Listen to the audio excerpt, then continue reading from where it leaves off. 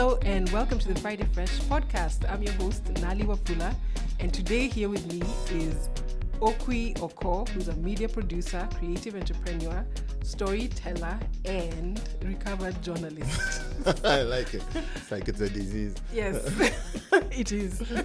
So Okwi is going to be telling us about his creative journey and also how to deal with the challenges and wins of being a creative entrepreneur. So Okwi, welcome to the show. Thanks a lot, Nali. It's really, really good to be on here with you, especially. I remember when this was just an idea, and it's a gift to see someone just actualize and get it done. Yeah, so thank you. Yeah. Thank you. So you can tell us a bit about just what you do right now. Yeah. I think like you mentioned in the intro, I'm a bit of a generalist. Yeah, within the media industry and sector. It took me a long time to accept that about myself and space. I think society, or at least, in my generation, which is Gen X, right? Yeah. In Gen X, it was very much about very early saying like, okay, doctor, lawyer, architect, engineer, and okay, if you could be a priest or a preacher, that was acceptable as well. But then people like me who weren't quite sure and gravitated towards, what at that point would call the arts, you just did not fit into the mold at all. Tell us, when did you first fall in love with storytelling? I think the love part came recently. At least being able to articulate that. But I just think I've always been drawn to it.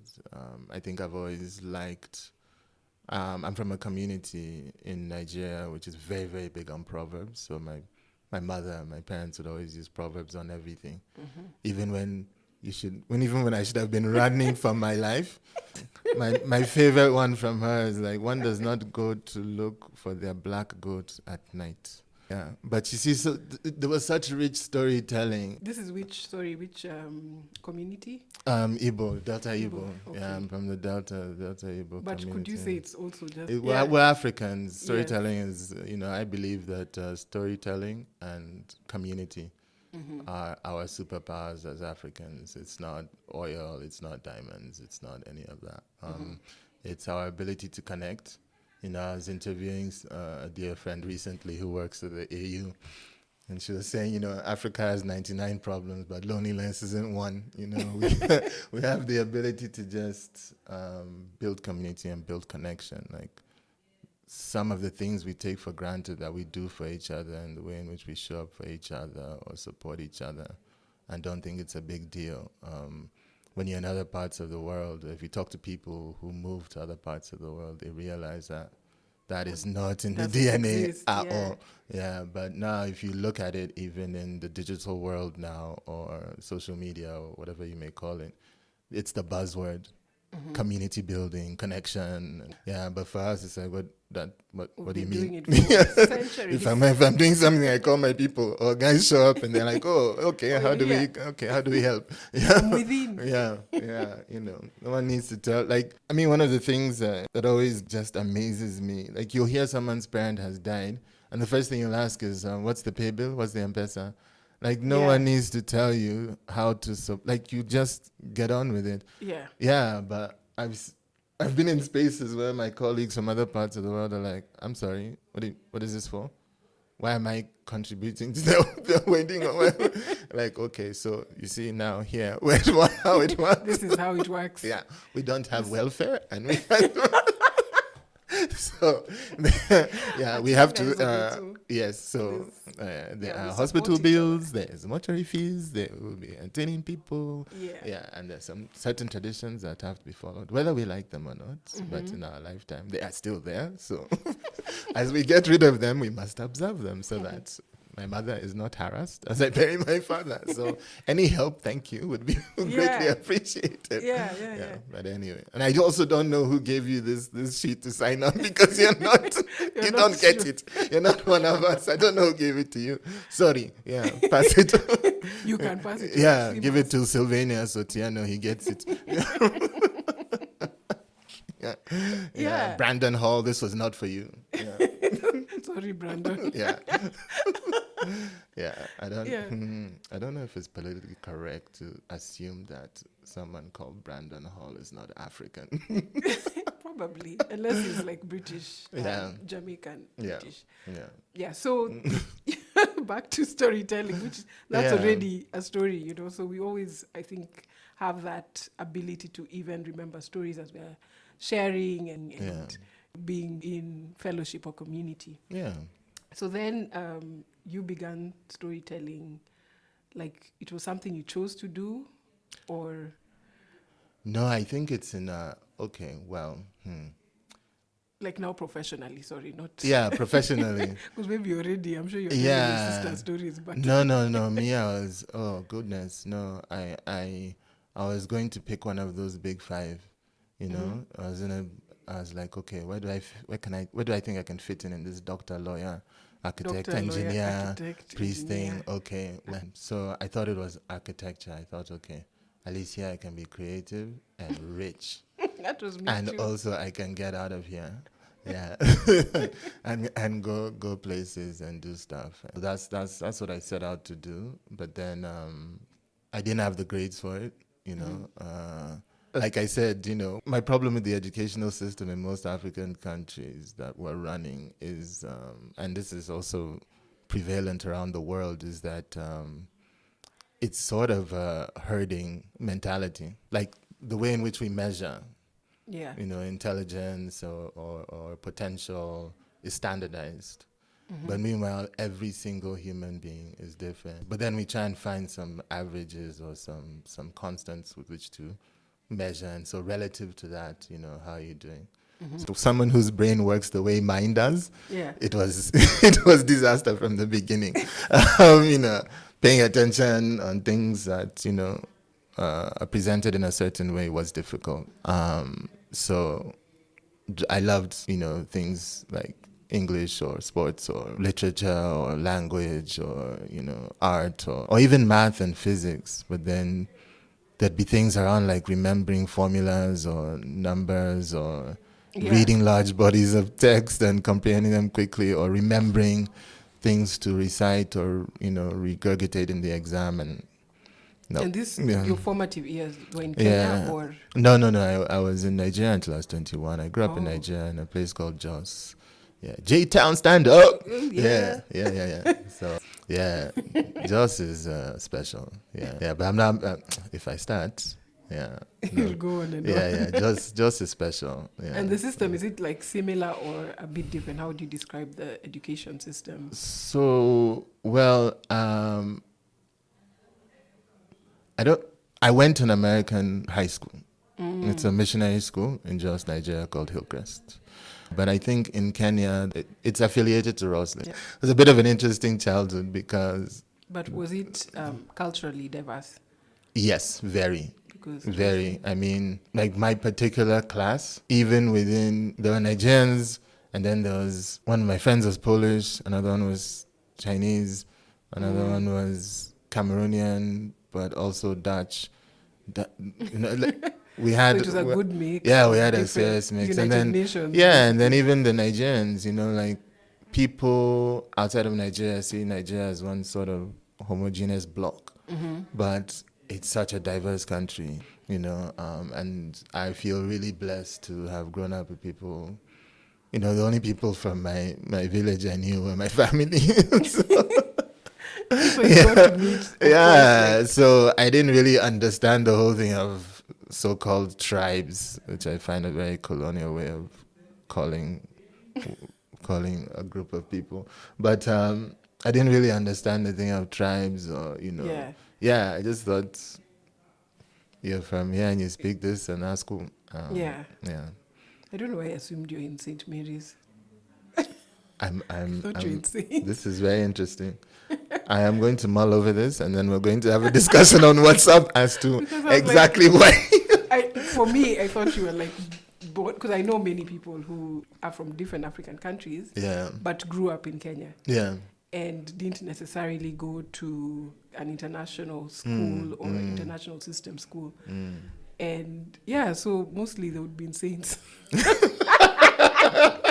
Is that where you go if your parents don't trust you to be like day school, like you're a boy.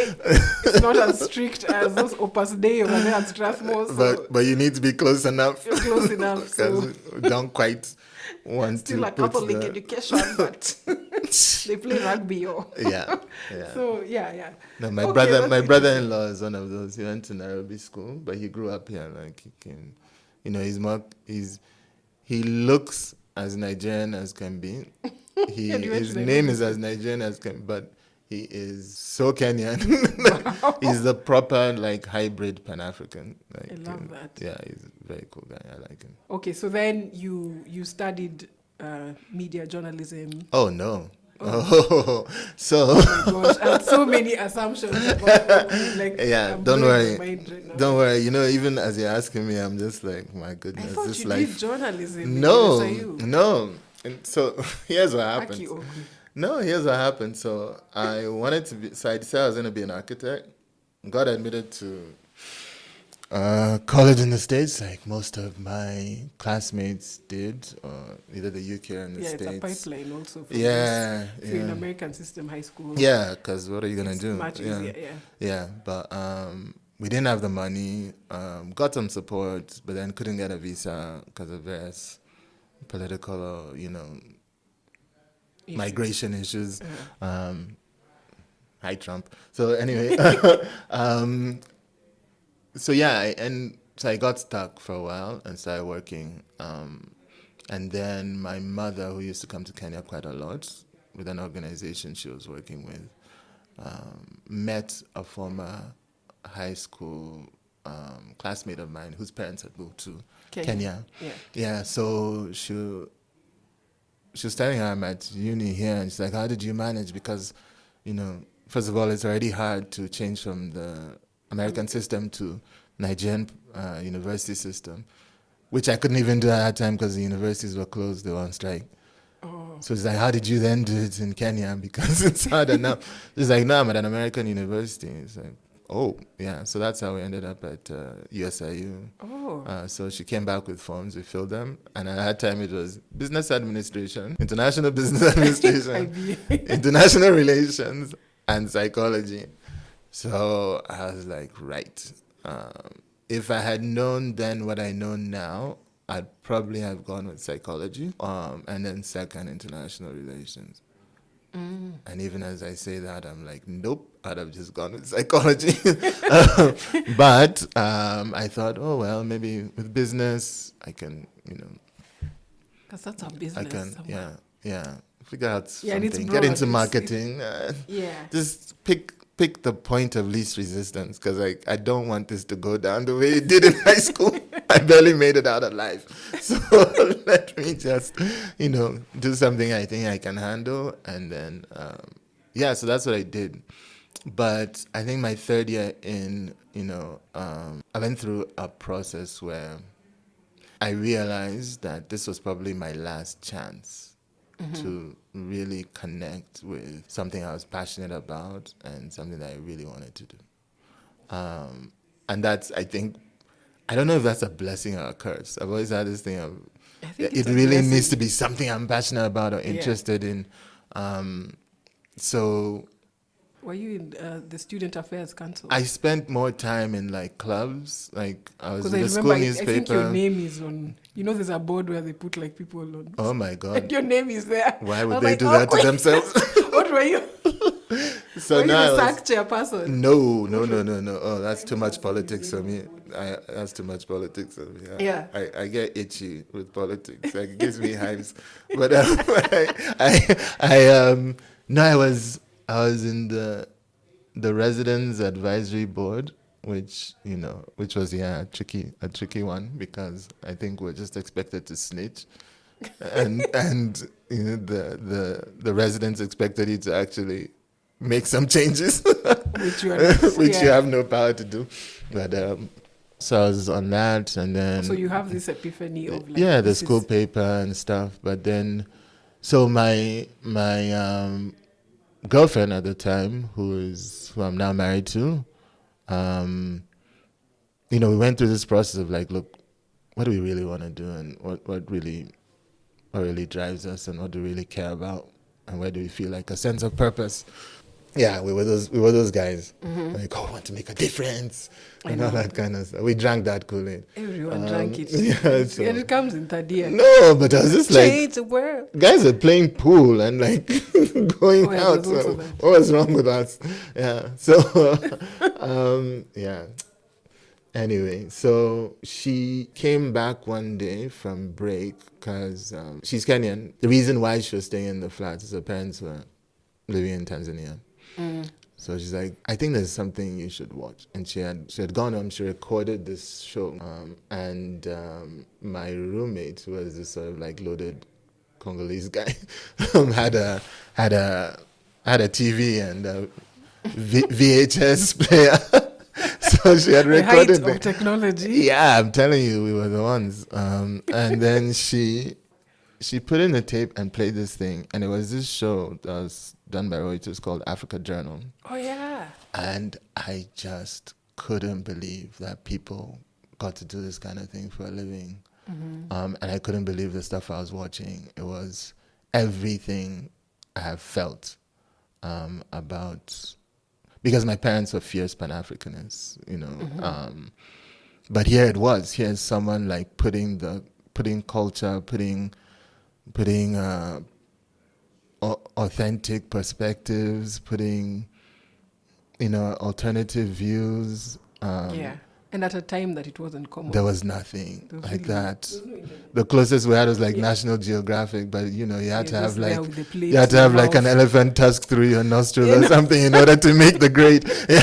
So and fishing with some small canoes. Yeah, exactly. It had to be like very, I think it was, of course, celebrating the culture, but it was very like from a one. Yeah, but is it a white gaze? Is it celebrating, or is it like voyeuristic though? Because it's like voyeuristic. It's like you know, it's like you're at a zoo or you're a goldfish in a bowl. Like it's spectacle. And here, it's spectacle. Mercy tribe from Ethiopia. Yeah, it's kind of. You can see this is how they interact with the people. Yeah, it's that sort of thing. Yeah, it's kind of the way I look at reality TV. Like, what the? Yeah, it's fishbowl. Yeah. Like, gosh, I feel so much better about myself. So it's basically that kind of. So then, Africa Journal. So yeah, I watch this and I'm like, oh my goodness. But then, you know, I just didn't know what to do about it. But then she was like, the general manager of Reuters in Africa is on the board of ISEC. This business club I've been telling you to join, you haven't joined it. So join it. The club. Yeah, join ISEC. So at least you can interact with this guy and get known. So I joined and got. What did ISEC stand for? Okay, I'll put it in the description box. No, amazing organization. Really good. And then I ran for the communications role, and then got that. So then that meant for the executive committee meetings, I was interacting with the general manager of Reuters at the time. His name was Kim Waters. So I started petitioning him for an internship. And I like to say I, but it was basically my girlfriend tapping me on the shoulder, like, have you talked to him? Have you talked to him? Yeah, so, but I mean, that was the deal. We were going to do that for each other. So I was doing that for her with the stuff she said she wanted to do as well. So eventually he said, okay. First he said, if you're really interested, chase me. I was just like, what do you mean? Like, what am I doing now? Every morning in Africa. So I just kept on his case. And after about 9 months, he was like, okay. Oh, that's a long time. Yeah, after about 9 months, he was, birth of a baby. Yeah. So after about 9 months, he was like, okay. The baby was born. Yeah. He's like, all right, then. I've lined up an interview for you with one of our executive producers. So, I went there, met them, talked to them for a bit. And they're like, start in about 2 months or something. So the day I walked in is when I think that was the day Mohamin's plane went down. Yeah. And they were just like, not today. So I went back to uni, waited, and then they called me back. And then my internship started, and I was just immersed in this world of this show from knowing absolutely nothing. But I mean, I had just amazing people around me. I don't even, they're just so, and this is what I was saying about connection, and community, where we somehow have this thing where the right people come. God just gives you the right people to help you as long as you want to be of service. So that's why I was saying it's actually a blessing, not a curse, that the thing I wanted to do was something I thought would help others as well as be a joyful or, peaceful or loving experience for myself. And I think those are the only prayers that get answered, because it was just about me. Nope. Yeah, that's why I don't have any class, because that was just me. Like, even the kids were not going to ride in that car. So it has never come. So then you end up getting into Reuters. Yeah, so after the internship, they offer me a job to go and set up or like upscale the video operation in Nigeria. Yeah, so I went and did that for a year. Back to Nigeria. Man, I'm not a Lagos guy. I'm not a big city guy. Yeah. I'm a slow life person. I like waking up to the sounds of birds. I go to sleep to the sound of crickets. If there's a large body of water or a stone or a mountain nearby, I'm very happy. Yeah. And then I like to go to a busy place and come back when I have to. But this was the other way around, where now that was daily. Yeah, and then I went back at a year when Nigeria was going back was getting into multi-party democracy. And this the was country, in 2001. 2001. Yeah. And the country was just having a very difficult conversation with itself. And my dear politicians were just using our differences as points of dissension rather than unity. Or what makes us stronger. Yeah, and so it was just one crisis or conflict after another. And I think where the crack started for me, because I wore two hats, there was Africa Journal, but then there was the news operation. The news operation is what paid for Africa Journal, or what helped us, put Africa Journal together, because we'd go cover breaking news, and the focus at the time, of course, was crisis and conflict. And then while you were there, you'd find these other stories for Africa Journal. But then most of the time I was busy with news that year in Nigeria, and I've been around to other African countries, and I've covered human beings being at their worst, things turning into like our worst nightmare. And but I think that year in Nigeria was just, there are things that just still my mind cannot wrap itself around. And I couldn't film them or write about them or take photos because, one, they won't be used, and then two, you're also in what shock. are we looking at? Yeah. So yeah, I think that's where the crack started for me, because I started to realize that the true power of storytelling, at least the way we do it in most African societies that I've immersed myself in, there's a moral to the story. There's something that edifies the community or the listener or the watcher or even the teller. But in the news business, it can very quickly become about feeding the beast. You almost become like a drug dealer, because you can see the person turning into skin and bones and in front of you, but they're paying. Yeah, so you even can the pay saying, them. if it bleeds, it leads. Yeah. How many people are dead? 30. That's not enough. Call me back when it's 100. Yeah. That kind of stuff. It becomes, it's definitely, you start feeling like hyenas Yeah, and that's how we smelt blood. and Now that's how I we started rush there, thinking, and that thing came back to me again, like, is this what I set out to do? Is this how I got into this thing? But then, I have a great sister, mentor, friend, one of the people who took me in early at Reuters. I won't embarrass her by saying her name because she's a big shot now. But she tells me that the power we have as human beings for self-delusion is so great. Mm-hmm. So I justified and rationalized the fact that I was doing something that didn't really satisfy or wasn't rewarding, and it started becoming destructive, at least for me. And in order to deal with it, I started, I was a lot more irritable.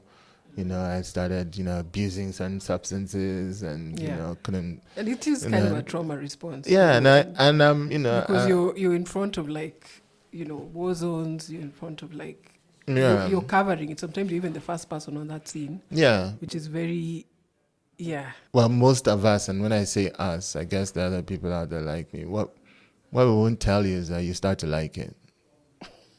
There's a hit that comes from the adrenaline, from from being in the front line. When the chaos, because there's chaos in your head, and then when there's chaos around you, you're comfortable, right? The noise in your head is quiet. Yeah. Now concentrate on this. Yeah. Because that's the thing. People always tell me, like, you're very good in a crisis. But that's because then I can hyper-focus on, what this is doing. Don't know how to think about my own crisis. Peacetime. Oh, my God. That's when the trouble would start. Because I realized that I've not really been on vacation. Wow. Because I'd have time off, yes. But my mind would always be running. And that's when stuff would start with me, because I didn't understand how people were buying hummus at the supermarket, or giggling over cosmopolitans, or having road rage because someone didn't indicate. Peacetime and normal life just became a constant. Yeah. I'm like, how do you people not know what's going on there? At any minute this stuff could go up. But I think where now my spirit left the thing was having to now cover my hometown.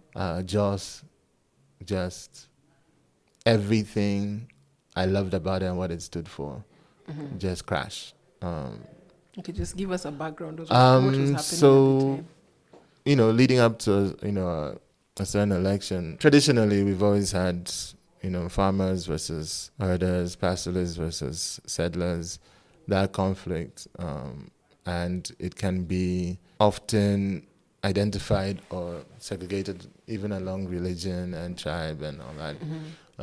And those fires were just stoked. At some point, it started, fighting started in my hometown. And for the first time, it was me. So I was in streets where I walked, rode a bicycle. I couldn't get to my parents, but I was expected to cover the story. Places where I knew they were on fire. Now suddenly I was from the wrong part of the country, so there's parts of town I couldn't go to anymore. And then, so only to do all of, getting arrested, getting into situation where people were shooting, just being in danger in a place where you've always felt that's safe. your home. Yeah. So all the other stuff I had seen that happened, that was far somewhere else. Yeah. But you can dissociate in some capacity. And also not Jos. Not Jos. We're known for creativity, for music, for art, for peace, for integration. But anyway, so then to do all of that and then finally those days you couldn't transmit from where you were. I had to go back to Lagos and do it via satellite. So I finally was able to get back to Lagos. Walked into the office thinking everybody would be like, he made it, yeah, number one story in the world. Everybody was gathered around the TV, didn't even hear me come in. And on the screen was the planes going into the Twin Towers. 9/11. Yeah, that's when I got back. Wow. So, you know, I still sent the tapes because at that point, the editors in London didn't know how big this was, or, we didn't even know. So they're like, look, send the tapes and we'll see if, I still don't know, I've never actually watched that stuff myself. Because, I didn't have editing facilities, that stuff, I'll just send the raw footage. So anyway, so I made the decision to just leave, and I came back to Nairobi. I wanted to start my own,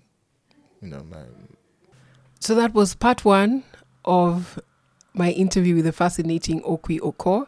You can catch part 2 next week. I hope to see you then. And on to some African news. As you know, the Olympics is over. And in a way, this Olympics I didn't really get into it as I have had done in the past. But I still enjoyed the highlights. I still enjoyed the wins for Africa. And I just have to give shout outs to some of the amazing Africans that showed up and showed out, including Letsile Tebogo from Botswana, who won the first gold in the 200 meters. And it's also the first gold ever for Africa. So that's just super amazing. We also have Faith Kipyegon, who achieved a three-peat, which means she won 3 consecutive golds in one event, which is the 1500 meters. And of course, we can't forget Nigeria's basketball team, women's basketball team, the Tigres, who went on to the semifinals and just did us proud. They were just amazing. They were beating very well-placed teams like Australia and just showing us that they're coming. And not forgetting, of course, South Sudan, who also did us proud with just, first of all, style. Like, those guys came dressed to win. And they did us proud by giving Serbia, the Serbian team, a run for their money. Serbia is actually ranked number 4 in the world in Olympic basketball. So we can't wait to see what South Sudan has in store for us and African basketball. So until next week, when you catch the rest of Okwi's story, see, I'm giving you a cliffhanger. Make sure to like, subscribe, share, and comment below what you thought about the episode, what really stood out for you. I always enjoy reading your comments. And yeah, that's it for me. I'm signing out. I'm your host, Nali Wafula, and this is Friday Fresh. Bye.